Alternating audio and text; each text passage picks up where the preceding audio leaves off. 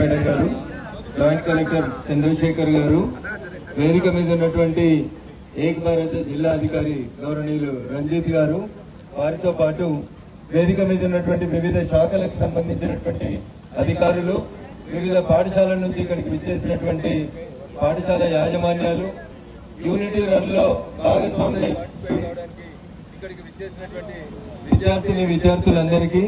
Print electronic media మిత్రులందరికీ కూడా పేరు పేరున్న నమస్సుమాంజలు. మన దేశానికి స్వాతంత్ర్యం వచ్చినప్పుడు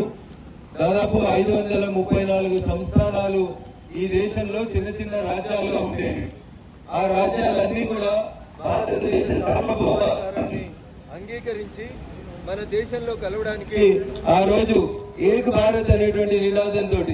దేశంలో చిన్న చిన్న రాజ్యాలుగా ఉన్నటువంటి రాజులందరినీ తీసుకొని వచ్చి భారతదేశంలో కలపడానికి నాడు సర్దార్ వల్లభాయ్ పటేల్ గారు చేసినటువంటి కృషి వల్ల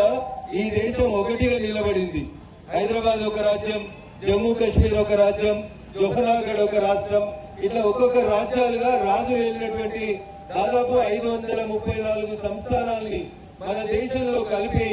ఏక్ భారత్ అనేటువంటి నినాదానికి పునాది వేసినటువంటి గౌరవనీయులు సర్దార్ వల్లభాయ్ పటేల్ గారి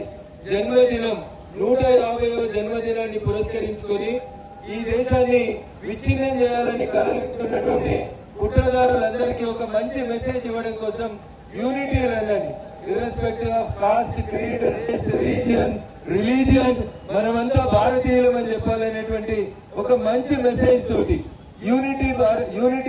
ఫర్ భారత్, యూనిటీ రన్ అనేటువంటిది భారత ప్రభుత్వం దేశంలో ఉన్న 736 జిల్లాల్లో కాశ్మీర్ నుంచి కన్యాకుమారి దాకా భావి భారత పౌరులు మీరు, ఈ దేశం మీది మాది, మనందరినీ, ఈ దేశాన్ని మనం